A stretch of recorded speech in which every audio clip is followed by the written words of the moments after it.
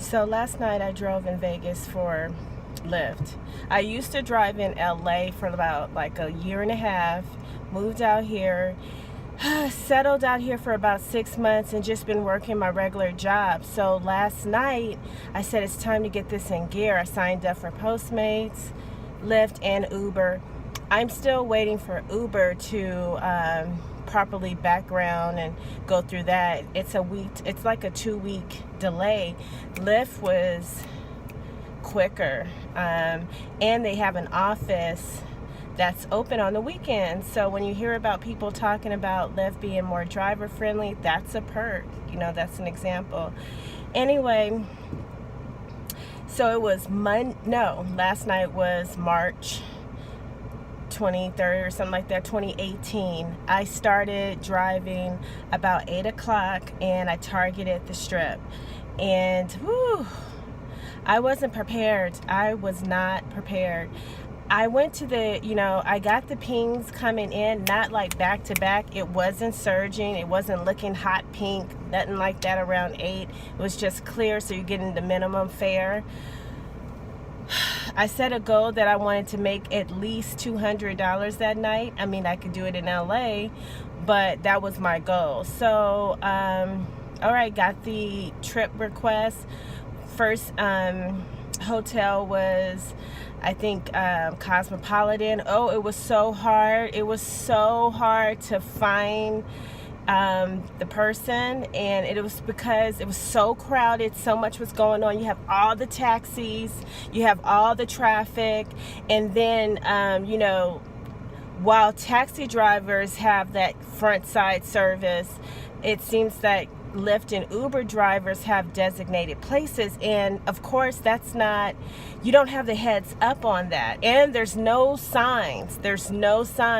So it's like you're driving up, where do I pick up my passenger and stuff, and they're like, go down here, turn here, make a left, loop around, and it's just crazy.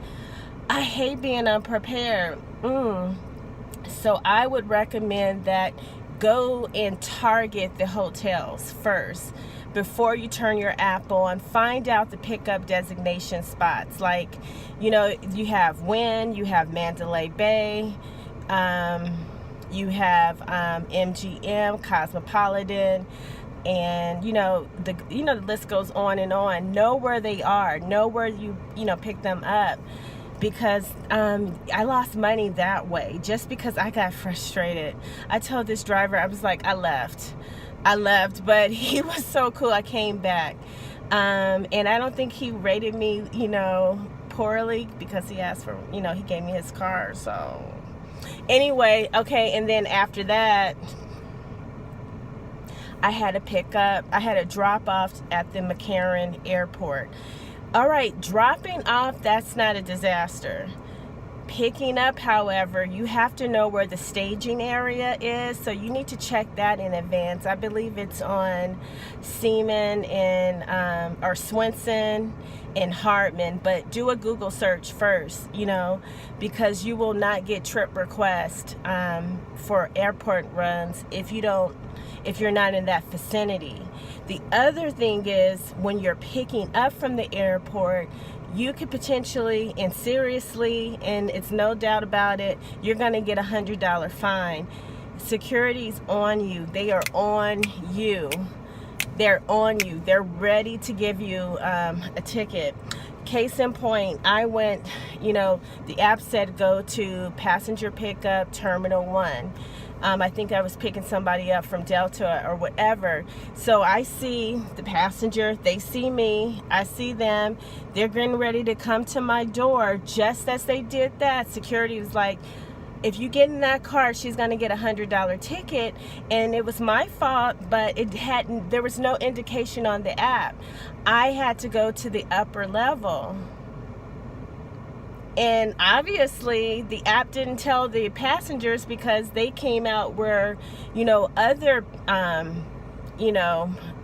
airport goers are getting picked up by their friends and loved ones and stuff. So it was inconvenience for them too.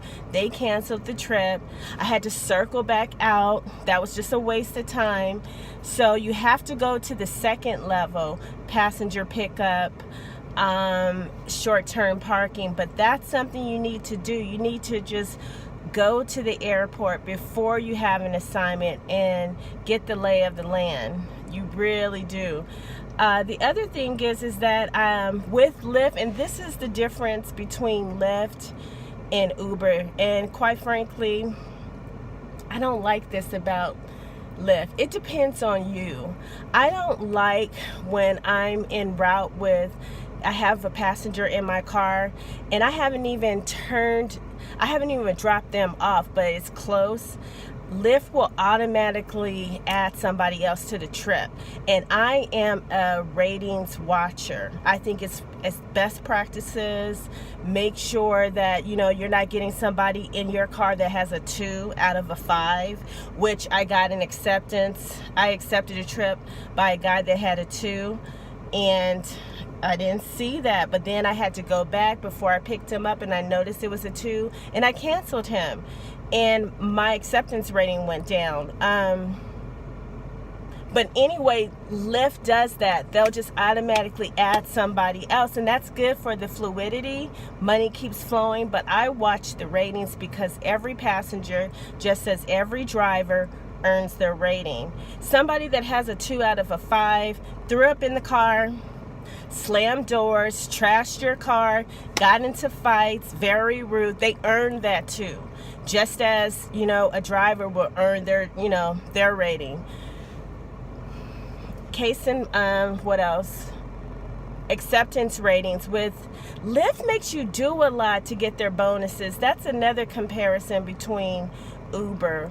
With Lyft, they're dangling like $65 here, $120 here, $365 here, bonus incentives. But then you have to meet their criteria. It's not so straightforward. You have to do a number of trips during peak hours, and maintain a 90% acceptance rating. With Uber, it's just straightforward. Do these trips, amount of numbers, keep your acceptance rating, at a 92, but there's no issues about peak hours and all of that kind of stuff. So between the two, it's it becomes down to a preference. So I kept driving, stopped around 11:30 at night. By that time, I made about, I think, $58. But mind you, this is because I canceled the guy that had the 2. Somebody canceled on me because I didn't know where to pick them up from the airport, and then somebody, I didn't know where to pick them up from the hotel. I canceled on somebody else, so it was a bunch of trial and error.